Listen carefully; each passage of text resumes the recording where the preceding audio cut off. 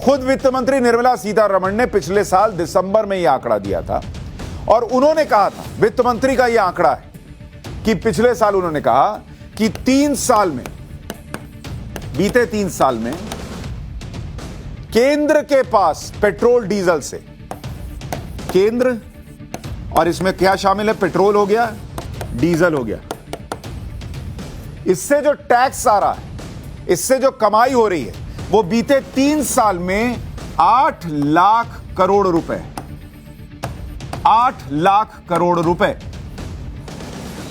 और यह तब है जब इस बीते 3 साल में एक लंबा वक्त इस देश ने लॉकडाउन का भी झेला, जिसमें अर्थव्यवस्था चरमरा गई और सिर्फ भारत की नहीं, दुनिया की चरमरा गई, दुनिया की हिल गई। भारत तो अब रॉकेट की तरह ऊपर जाएगा, लेकिन दुनिया आज भी स्ट्रगल कर रही है। उस संकट काल में जब सब कुछ बंद था, तब भी सरकार के पास आपके ऊपर खर्च करने के लिए कहीं से पैसा आ रहा था, तो वो ये पेट्रोल डीजल के टैक्स से आ रहा था, 8 लाख करोड़ रुपए। और इसमें साल 2020-21 में 2020-2021 में कितना पैसा आया? 3,71,000 करोड़ रुपया आया पेट्रोल डीजल के टैक्स से।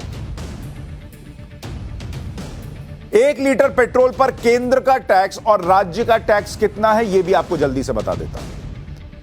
दिल्ली में 1 अप्रैल का रेट पेट्रोल का उठा लेता हूं और उसको अगर आप तोड़िएगा तो डीलर को 53 रुपए 54 पैसे, डीलर कमीशन इसमें से हो गया 3 रुपए 83 पैसे, केंद्र का टैक्स है 27 रुपए 90 पैसे, राज्य का वैट, हल्ला सब करते हैं, घटाता कोई नहीं, 16 रुपए 54 पैसे, और रिटेल प्राइस आखिर में सब जोड़कर बैठती है 101 रुपया। 1 अप्रैल का रेट है 101 रुपया 81 पैसा, ये 1 अप्रैल का रेट है। अब आप और आज 105 रुपया हो गया। अब मैं आपको ये जो बता रहा हूं, इसमें 2 फैक्टर बड़े इंपॉर्टेंट हैं। एक तो केंद्र का टैक्स,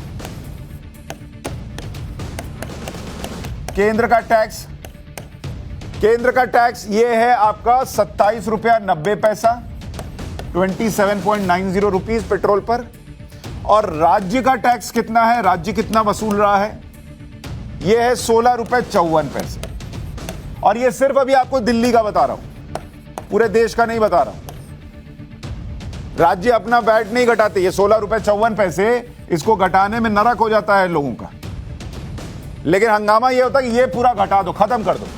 बताऊंगा अभी उसकी कीमत क्या चुकानी पड़ती है, लेकिन मैं ये कह रहा हूं कि ये 2 फैक्टर ऐसे हैं कि इनको आप हटा दो।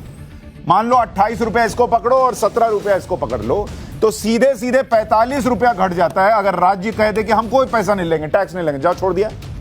केंद्र कह दे हम भी नहीं लेंगे, जाओ छोड़ दिया।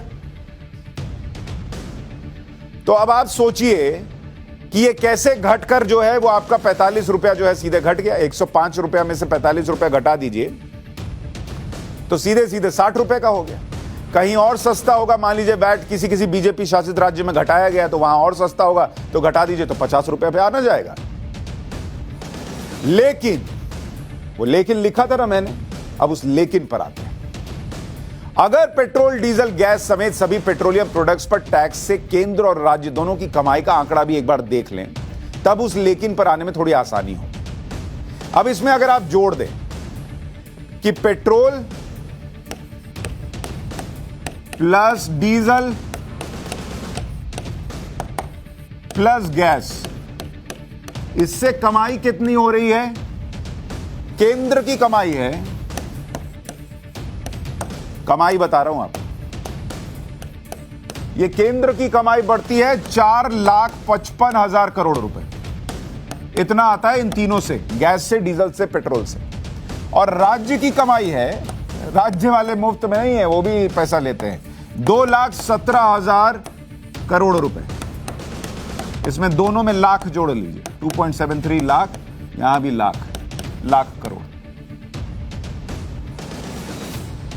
अगर पेट्रोल 50 रुपए लीटर या आज के रेट से 50 रुपए प्रति लीटर कम कर दिया जाए, तो टैक्स से कमाई भी घटानी पड़ेगी, पूरी तरह से भूलना पड़ेगा। लेकिन क्या यह मुमकिन है? जब सरकार करोड़ों गरीबों को हर महीने राशन दे रही है और फ्री वैक्सीन पर खर्च हो रहा है, तो क्या सरकार यह अफोर्ड कर सकती है कि जब दुनिया भर में अर्थव्यवस्थाएं नीचे गई, भारत में भी गई, तो वो 8 लाख करोड़ रुपए जो है वो कहे स्वाहा, जाओ नहीं लेंगे? नहीं लेंगे तो क्या होगा सुनिए। जैसे आपको बताता हूं, पीएम गरीब कल्याण योजना, पीएम गरीब कल्याण अन्न योजना, पीएम गरीब कल्याण अन्न योजना, जिसमें मुफ्त राशन दिया जा रहा है गरीब परिवारों को, उस पर अब तक का खर्च कितना आया है आपको पता है?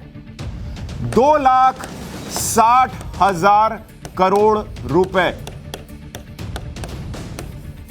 अब आप बताइए, 8 लाख करोड़ रुपए आपने कहा टैक्स पे छोड़ दो, हमको 50 रुपया पेट्रोल दे दो।